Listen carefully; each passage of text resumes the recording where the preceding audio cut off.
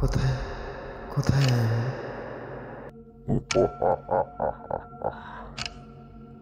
Welcome to Truth Morto by Shohan.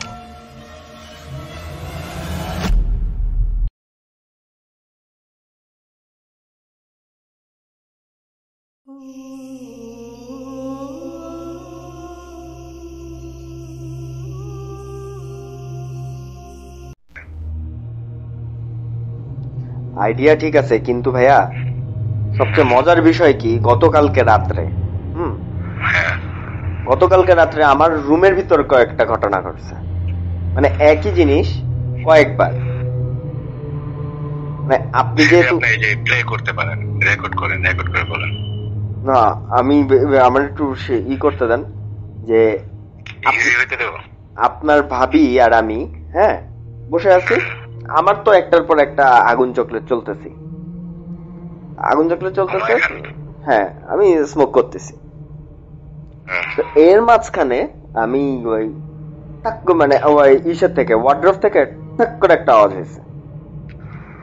তো আপনার ভাবিরে আমি বলতেছি, যে বড় যে ইটা থাকে যেখানে কাঁথা বালিশ থাকে, ওইটা কি কোনোভাবে খোলা ছিল? হালকা? না না না না, কোনোভাবেই খোলা ছিল না। ওয়ার্ড্রোব যেরকম বন্ধ করা। কেমন যে কেউ নখ দিয়ে বা আপনার মানে মানে নখ দিয়ে একটা টোকা দিল এরকম। আপনার বাসায় না বেড়াল আছে? ও কি না, ও না, ওই রুমে রাত্রেবেলা ওই রুমে থাকে। ওর রুমে থাকে।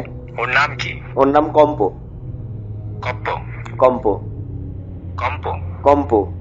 ভূমিকম্প। ওর যেদিন আনছিলাম ওই দিন ভূমিকম্প হয়েছিল, এই কারণে ওর নাম কম্পো রাখছি। ভাই নামটাও চমৎকার, আনকমন। ওই সব আমার মাথা থেকে বেরো। আমার যত বিড়ালের নাম আছে সব আমার মাথা থেকে বেরো।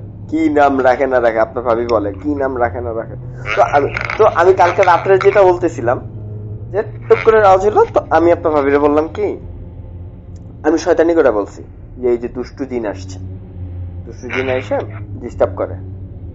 তো কিছুক্ষণ গেল, ঠিক আমাদের সাইডে যে সাইডটা, ওইখান থেকে টাক করে আরেকটা আওয়াজ আসছে। আপনাদের সাইড বলতে মানে ওয়ার্ড্রোব হলো আমার বেডের ডান পাশে। আচ্ছা, ডান পাশে থেকে আরেকটা সাউন্ড আসছে।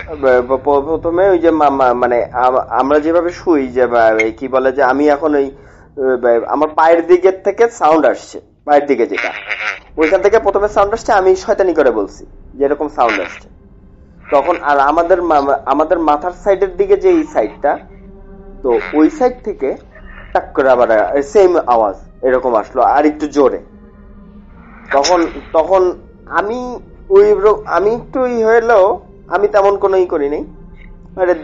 এটা হইতেই পারে, স্বাভাবিক, রাত্রেবেলা সব চুপচাপ থাকে, এটা হইতেই পারে। আপনার সময় ছিল কখন?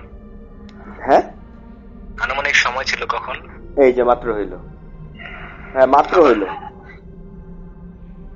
আমার গেটের থেকে মাত্র হইলো টাক একটা আওয়াজ। আপনার গেটের বাইরে তো ওই যে ইসে আছে, কম্পো আছে? না না, কম্পো ওই রুমে আটকানো, মানে ওর দরজা আমি আটকাই দিই, যাতে সকালবেলা এসে, ভোরবেলা এসে ঘুমের থেকে উঠায় দেয়। মানে গেট খোল, আমি ঢুকবো। তুই না থাক, তোর খাওয়া থাকা, ওই সোফার উপর উঠবি, তুই শোকেসে উঠবি। আচ্ছা ভাই, এখন যে সাউন্ডটা হইলো, এটা গতকালকে রাতে কয়টার সময় হয়েছিল? এইটা গতকালকে রাত্রে এই যে এরকম সময় হয়, এরকম একটা দেড়টা না, হ্যাঁ, একটা দেড়টার দিকে এরকম সময়। হ্যাঁ, এখন এই যে 1টা বাজে ভাই। 1টা বাজে? হ্যাঁ, 1 বাজে, তার মানে যে আজকে 1টা বাজে। হ্যাঁ, এই মাত্র আমার গেট দরজায়, বেডরুমের যে দরজা, ওইখান থেকে আস্তে করে একটা শব্দ হলো। তো আমি কালকেরটায় আসি, পাওয়ার পর তো এই যে আপনার ভাবে আমার দিক তাকায় রয়েছে। আমি আবার একটু যে ভৌতিক করে, কি বলে যে রুমের লাল লাইট এরকম পুরা লাল, হ্যাঁ, তো এরকম করে থাকি। তো ও আমার দিক তাকায় আছে, আমি করতেছি না, আর আমি বলতেছি যে দেখছো ঠিকই আসছে। তখন জানলা, আমার তো 6তলা বিল্ডিং, আমার সামনে এলো ওই সামনে মিনিমাম 10 ফিট পরেই হলো একটা বাসা, বিল্ডিং।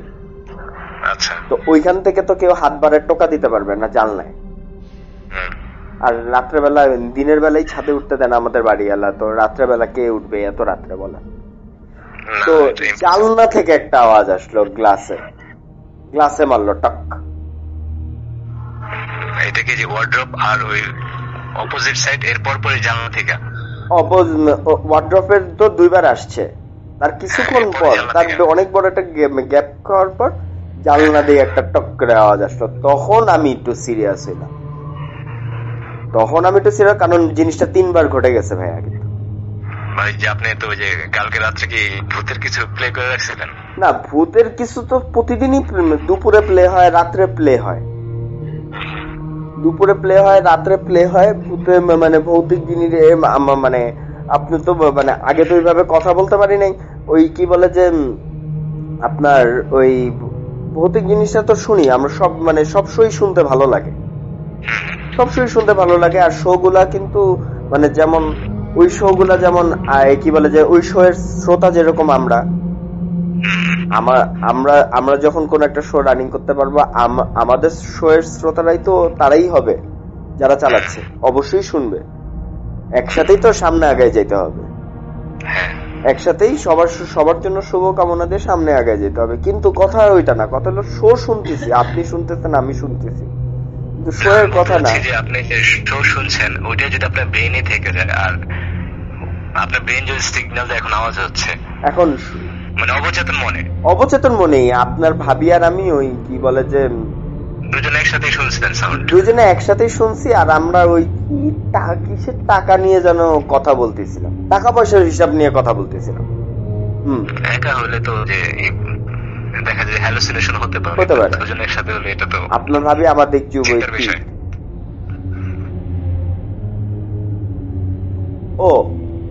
ওইটা হওয়ার পর ভাইয়া, ওই যে আপনার ভাবি মনে করাই দিচ্ছে আমাকে, তো ওইটা হওয়ার পর তো মানে আমরা তো কি বলে যে যতই ভালোই দেন না কেন, ওই জগ থেকে গ্লাসে ঢেলে পানি খাওয়ার মতো নেই, বোতলেই ঢালতে হবে, প্লাস্টিকের বোতলে।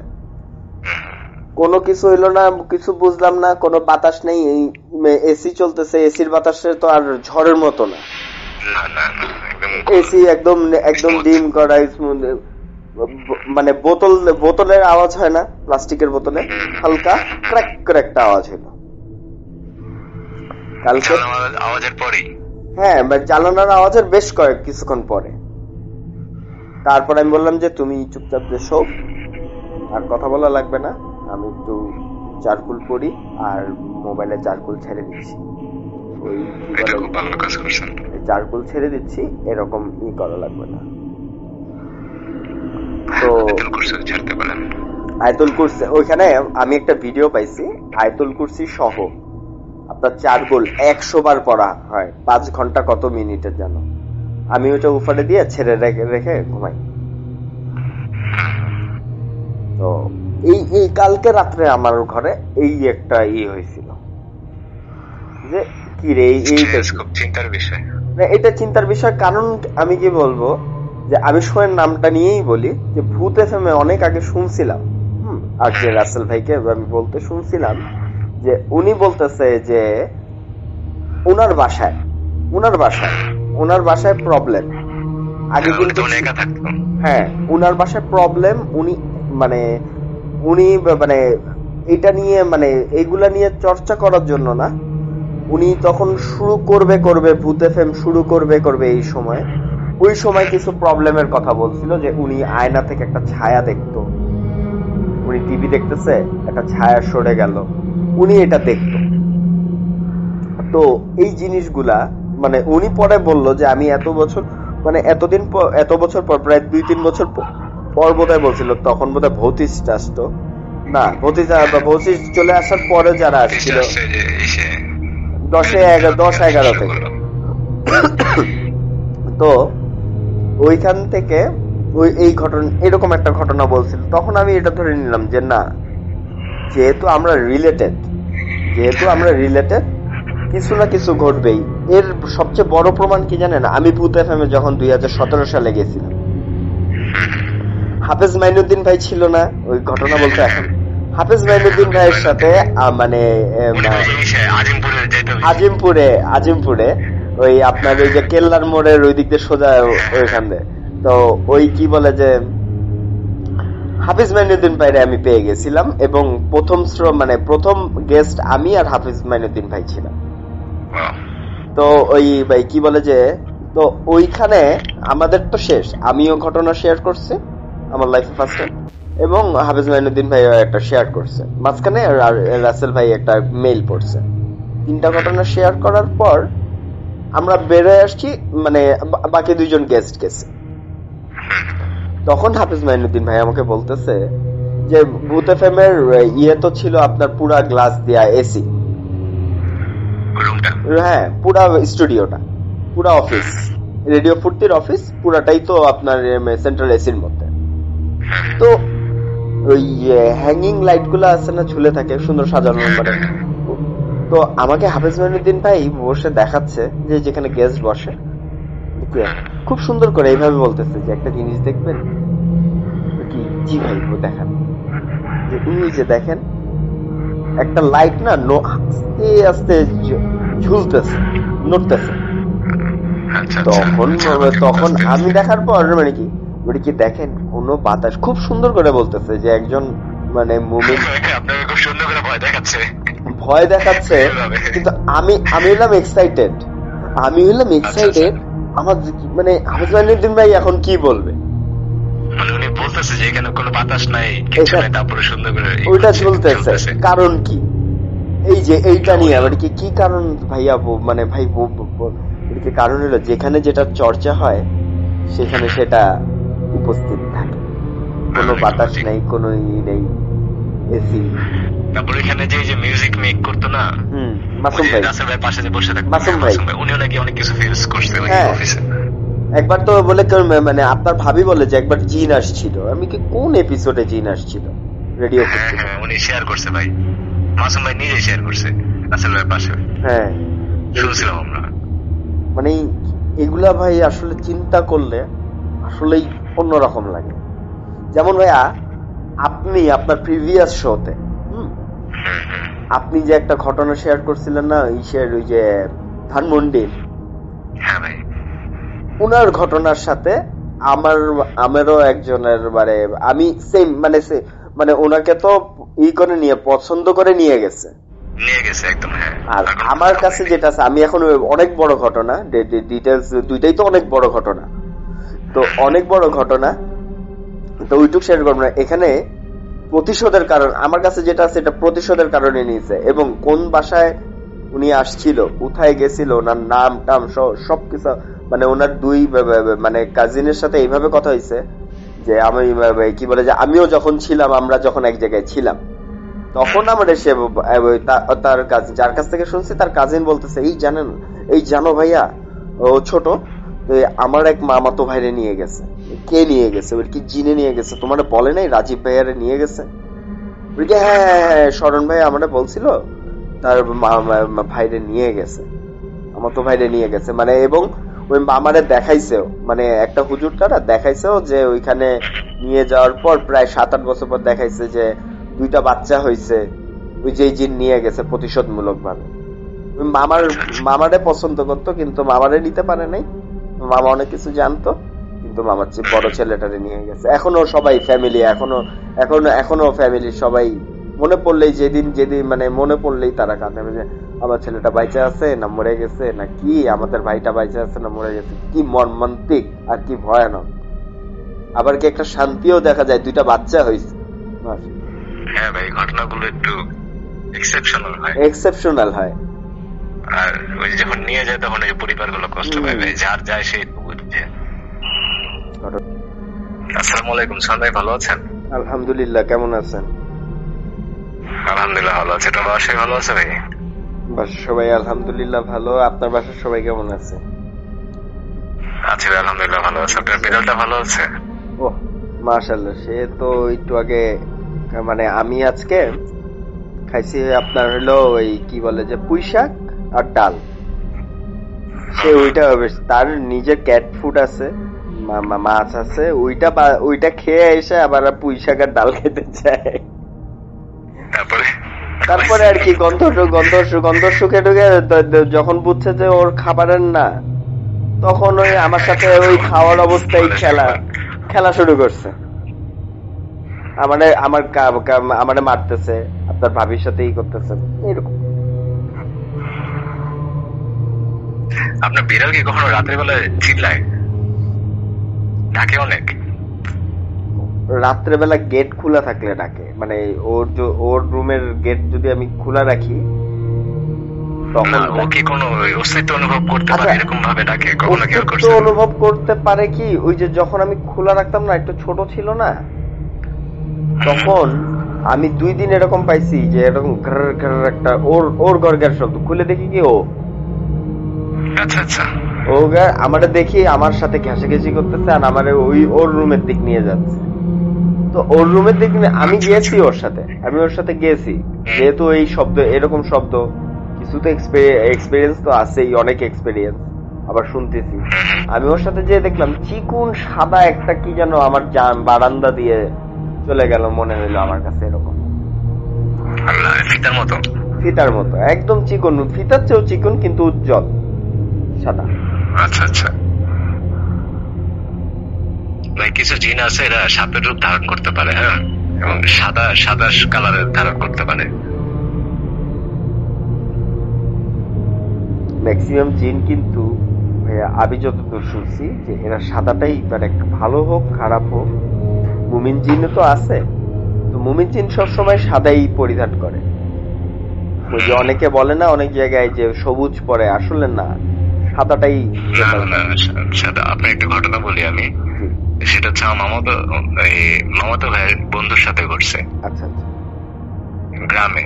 তো ও আমার বলে সে 2010 সালে, আমি তখন এতটা গুরুত্ব দিই, এমনি বলছে, কিন্তু অনেকদিন পর মনে পড়লে সাদা কাপড়ের কথা শুনে। সেটা হচ্ছে আমার নানির বাড়ি থেকে বাজারে যেতে হলে একটা বড় বাগান পড়ে, সেখানে অনেক আম গাছ ছিল, হ্যাঁ। আর যে বাগানটার মালিক ছিল ওর নাম হচ্ছে আপনার লতিফ, কিন্তু গ্রামের মানুষ তো সবাই লইত্তার বাগান বলে ডাকতো, ওটা হচ্ছে লইত্তার বাগান। হ্যাঁ, এরকম হয়ে যায়। তো ওই লইত্তার বাগানটা কম হলো ভাই 20 কাঠার উপরে লম্বায়। আচ্ছা, ওইখানে শুধু বাগান, এখন যদিও ঘর বাড়ি উঠছে, তারপরে মাঝখানে আবার ঘর বাড়ি সব ভেঙে দিছে, আবার বাগান হয়ে গেছে। মানে ঘর বাড়ি ভাঙ্গা ফেলাইছে, আবার বাগান হয়েছে, আবার বাগানই হয়েছে। মানে হয়েছে কি, ওই যারা নদী ভেঙে যায় না, ওই পরিবার গুলো এসে এখানে বসতি করছিল এই বাগানটাতে, পরিষ্কার টরিষ্কার করে এই বাগানটাতে বসতি করছে। তো ভাই 2-3 বছর বসবাস করার পর যে যার মতো করে আবার চলে গেছে, অথচ নদীতে কিন্তু আর চর জায়গা নেই। আর এই জায়গাটা উঁচা জায়গা ছিল, পারফেক্ট একটা জায়গা ছিল, এবং অন্যান্য দিক দিয়ে যাতায়াত ব্যবস্থা সুযোগ সুবিধা অনেক ভালো, এখান থেকে বাজারে যাওয়া বা মানে খুবই মানে প্রপারের উপরেই রাস্তাঘাটটা বেটার ছিল। তারপরও মানুষগুলো যে কেন ওই আবার রাস্তার পাশে যে ঘর উঠেছে এটা কেউ জানে না, হয়তো এই ব্যাপারে কোনো কথা বলে নেই, এখন ওইখানে আর কোনো বসতি নেই, আবার সেই আগের মতোই বাগান।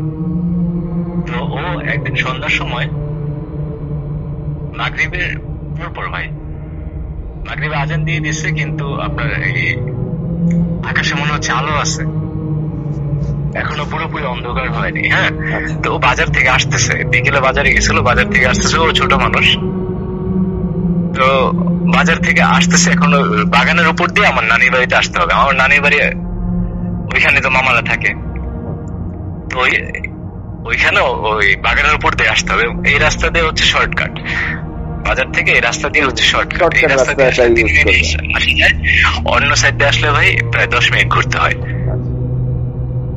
তো ও তো ছোট মানুষ, এখানে আম কুড়াইতে যেত আন্টিদের সাথে, আমার আন্টিরা প্রচুর আম কুড়াইতো ভাই বৃষ্টি হলে গ্রামে আম কুড়ায় অনেকে, সবাই আম কুড়াইতে যায়। তো ও এখান থেকে আসতেছে ভাই, আর ওর হাতে তখন ছানাচুর ছিল আর পেঁয়াজ আলুর চপ ছিল, মামাই কিনে দিচ্ছে, হ্যাঁ, গরম গরম পেঁয়াজ আলুর চপ পড়ে ছিল, আর ও চানাচুরটা খেতে খেতে আসতেছে। আরেকটা হাতে তখন ভাই ইসের জালের ব্যাগ ছিল, জালের ব্যাগ, ওই জালের ব্যাগের মধ্যে কাগজের প্যাকেটের মধ্যে পুরি পেঁয়াজ আর ভাজা টাজা আর কি বেগুনি, ও যখন বাগানটা দিয়ে ঢুকলো ভাই, তখনই মনে হইলো যে ওর গাটা ভারী হয়ে গেছে। ও যেই স্পিডে হাঁটতেছে ওইরকম শক্তিও পাচ্ছে না। ওর কাছে মনে হচ্ছে ভাই ও পা ফালাইতে পারতেছে না, শরীর ভারী হয়ে গেছে, মানে এক জায়গায় স্টাক হয়ে গেছে। না না, হাঁটতেছে কিন্তু স্লো হয়ে গেছে, ভারী হয়ে গেছে। হ্যাঁ, একদম বডিটাই ভারী হয়ে গেছে। ও তখন মানে হঠাৎ করে চিন্তা করলো যে এমন কেন হলো। ওর কাছে মনে হচ্ছে যে ও পূর্ণ শক্তিতে হাঁটতেছে, যেখানে ওর 10টা কদম দেওয়ার কথা সেখানে মাত্র 2টা থেকে 3টা কদম দিচ্ছে, একদম স্লো হয়ে গেল ভাই। তো এরকম প্রায় 10 কদম আগানোর পরে ভাই ওর 10 কদম আগাইতে মিনিমাম 1 মিনিট সময় লাগছে। ওর ভাষ্য অনুযায়ী মিনিমাম 1 মিনিট সময় লাগছে, কিন্তু এখান থেকে এখানে আসতে এত সময় লাগে না, সর্বোচ্চ 15 সেকেন্ড, 12 থেকে 15 সেকেন্ড ও ভাষ্য অনুযায়ী। তো শর্টকাট রাস্তা যে বেশিক্ষণ লাগে না। হ্যাঁ, ও বাগানের মিডিলে যখন ও ডান পাশে থাকলো ভাই, ডান পাশে হচ্ছে একটা ট্রিবিউটারি, আই মিন একটা খাল, নদীর একটা শাখা। আচ্ছা, ডান পাশে। আর বাম পাশে ভাই এখানে প্রায় 300 গজের মধ্যে কোনো বাড়ি নেই। আবার এই বাগানটা থেকে আমার নানির বাড়িটা দেখা যাচ্ছে, কিন্তু মাত্র 2 মিনিটের রাস্তা। নানির বাড়ি ঘরটা সব দেখা যাচ্ছে বাগান থেকে। তো ও যখন ওই খালের দিকে তাকাইলো ভাই, তখন দেখে কি সাদা একটা কাপড় পরা আর একটা মহিলা ওইখানে বসে আছে, মানে নদীর দিকে, ওর দিকে পিঠ দেওয়া, ওই খালটার দিকে মুখ দিয়ে বসে আছে। তো ওরে বলতেছে কি যে আমার এগুলো দিয়া যা, মোটা একটা কথা বলে আমার এগুলো দিয়া যা, আমার এগুলো দিয়া যা। ও তো খুব ভয় পেয়েছে। হ্যাঁ, ও ভাই হঠাৎ করে দেখি এমন ভয় পাইছে, তো ও চিৎকার দিয়ে বলছে আপনি কে। এদিকে তো হাঁটতে পারতেছে না ভাই, ও যে দৌড় দিবে ভয় পেয়ে গেছে দেখি, আর ভয়েস শুনে আরো ভয় পেয়ে গেছে, চিৎকার দিয়ে বলতেছে আপনি কে। তো তখন ওই সাদা কাপড় পরা যে মহিলাটা ভাই একটা লম্বা হাত বাড়াইলো। ও মনে হলো যে ভাই হাতটা প্রায় 20 হাত দূরে চলে আসছে। ও তখন এটা দেখে সেন্সলেস হয়ে গেছে। মহিলাটা কিন্তু ভাই ওই নদীর দিকে, ওই নদীর দিকে মুখ করা ছিল। ওরা এরকমই থাকে, পেছন দিয়ে লম্বা একটা হাত বাড়াইছে ভাই, পেছন দেখতে লম্বা হাত, কিন্তু সোজা ভাবে ওইখানে ভাই সেন্সলেস। হ্যাঁ, পরে ভাই ওর যখন জ্ঞান ফেরে, তো তখন ও দেখে যে এই রুমের মধ্যে শোয়া। আমার মামা যখন দোকান বন্ধ করে আসতেছিল, মুদির দোকান ছিল, তখন দেখে ওর সেন্সলেস অবস্থা এখানে। আর এদিকে তো আমরা আমাদের এখানে নানিরা বা আন্টিরা বা মামারা মামিরা ভাবছে কি ও বাজারে গেছে, মামার সাথে আসবে, ওর বাবার সাথে আসবে, এটাই ভাবছে। মামা তো আগে পাঠাই দিয়েছে, এটা তো যায় না, তখন ফোনও দেয় নেই গা, ফোন তো অ্যাভেলেবেল না 2010-এ। তখন ওই নকিয়া, সিমেন্স এই ফোন গুলো অ্যাভেলেবেল তখন, বাটন ফোন। তো তখন ভাই উনি বাজার থেকে আসতেছে, তো তখন দেখি কি ওইখানে অজ্ঞান হয়ে পড়ে আছে, ওরে উঠায় নিয়ে আসলো ভাই। তো ওর যখন সেন্স ফেরে ভাই, ও তখন এই ঘটনাটা খুলে বলে। আর সবচেয়ে আশ্চর্যের বিষয় কি ভাই, ওর হাতে যে চানাচুর ছিল আর যে ভাজা টাজা ছিল, এগুলো কিছুই ওর কাছে নাই, মানে ওইখানে পাওয়াই যায় না। ওর হাতেও নেই, মামারা খুঁজতে গেছে ওইখানে যে দেখে, বাগানে যে দেখে নাই, ব্যাগও নেই, প্যাকেটও নেই, কিছুই নেই। না, এই হচ্ছে ওর সাথে ঘটনা। তো ওই যে আপনি বললেন না যে খারাপ আর ভালো, ওরা সাদাটাই পছন্দ করে বেশি। হ্যাঁ, এই তো ওরা সাদাটাই বেশি পছন্দ করে, কারণ মানে আমার কাছে যেটা ধারণা, যে আমি যতটুকু মানে এতটুকু অল্প জ্ঞানে বুঝি, যে মানুষকে ধোঁকা দেওয়ার জন্যই ওই খারাপ যেগুলো আছে তারা সাদাটাই ইউজ করে, সাদা রংটাই ইউজ করে। আর সাদাটা আমি আমার লজিক বলে কি ভাই, যে সাদা কাপড়টা সবাই ইউজ করে অলমোস্ট। আই মিন দেখেন যে মুসলমানরা মারা গেলে কাফন হিসেবে ব্যবহার করছে, হিন্দুরা মারা গেলে সাদা। হ্যাঁ, তো হয়তো আমাদের মানুষের একটা ভয় আছে, রাতের বেলা যদি আমরা সাদা কিছু দেখি, আমাদের রাতের বেলা হয়তো একটা ভয় কাজ করে, অথবা মাইন্ড ওইভাবে সিগন্যাল দেয় লাশটা হ্যান। এই জন্য হয়তো ওই জিনেরা বা খারাপ জিনেরা ওরা সাদাটাই পছন্দ করে বেশি, আমার লজিক বলে।